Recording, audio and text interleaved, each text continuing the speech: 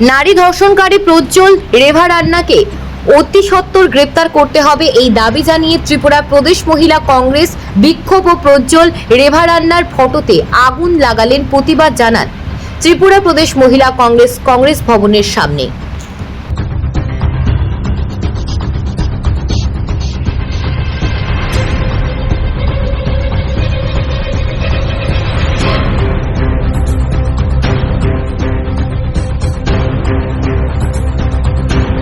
সকলেই দেখেছেন, সারা দেশবাসী দেখেছেন, গত কিছুদিন পূর্বে দেশের প্রধানমন্ত্রী নরেন্দ্র মোদীজি যখন কর্ণাটকে বিজেপির সহযোগী দল এর হয়ে প্রচার করছিলেন এবং এমপি প্রজ্জ্বল রেভান্নার হয়ে মানুষের কাছে ভোট চাইছিলেন, ঠিক সেই সময় সারা দেশে প্রায় ৩,০০০-এর অধিক প্রজ্জ্বল রেভান্না যে নারী সংক্রান্ত যে অপরাধগুলি করেছেন সেই ভিডিও সোশ্যাল মিডিয়াতে ভাইরাল হয়েছে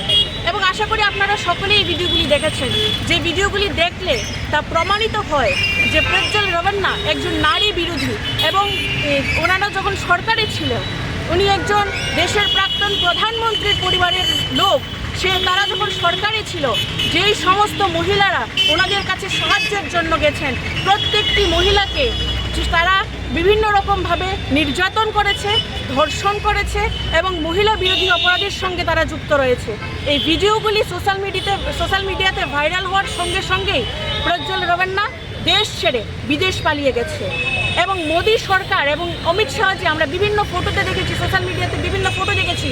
ওনাদের পরিবারের সঙ্গে তার ফটো রয়েছে গত কিছুদিন পূর্বে। কিন্তু উনি যখন প্রজ্জ্বল রেভান্না যখন দেশ ছেড়ে পালিয়ে যায়, আজ মোদী সরকার চুপ রয়েছে। প্রধানমন্ত্রী নরেন্দ্র মোদী স্লোগান দিয়েছিল বেটি বাঁচাও বেটি পড়াও, কিন্তু যখনই বিজেপির সহযোগী দল কিংবা বিজেপি দলের কোনো শাসক দলের কোনো এমপি এমএলএরা মহিলা বিরোধী অপরাধের সঙ্গে যুক্ত হন, ঠিক সঙ্গে সঙ্গেই মোদী সরকার বেটি বাঁচাওয়ের স্লোগান ভুলে গিয়ে ধর্ষক বাঁচাওয়ের অবতীর্ণ হন। আমরা এই ধরনের ঘটনার বিরুদ্ধে তীব্র নিন্দা ও প্রতিবাদ জানাই এবং আমরা মোদী সরকারের কাছে এই দাবি রাখছি যেন উনি ওনার মৌনতা ভেঙে অতি সত্বর মহিলা বিরোধী যে প্রজ্জ্বল রেভান্না রয়েছে ওনাকে দেশে ফিরিয়ে এনে ওর বিরুদ্ধে যেন কঠোর থেকে কঠোরতর শাস্তির ব্যবস্থা গ্রহণ করেন। এবং তৎসঙ্গে আমি এখান থেকে কর্ণাটকের সরকারকে এবং ওখানকার যিনি মহিলা কমিশনার রয়েছেন ওনাকে অনেক অনেক ধন্যবাদ জানাই যে এই ধরনের ঘটনা যখন প্রকাশ্যে এসেছে সঙ্গে সঙ্গে ওনারা এসআইটি গঠন করেছেন এবং ওখানকার মুখ্যমন্ত্রীকে চিঠি লিখে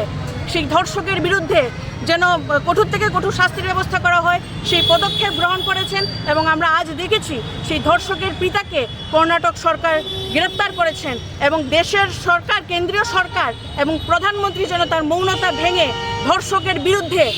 এবং দেশের মহিলাদের জন্য নাই পাইয়ে দেয়, আমরা সেই দাবি রাখছি।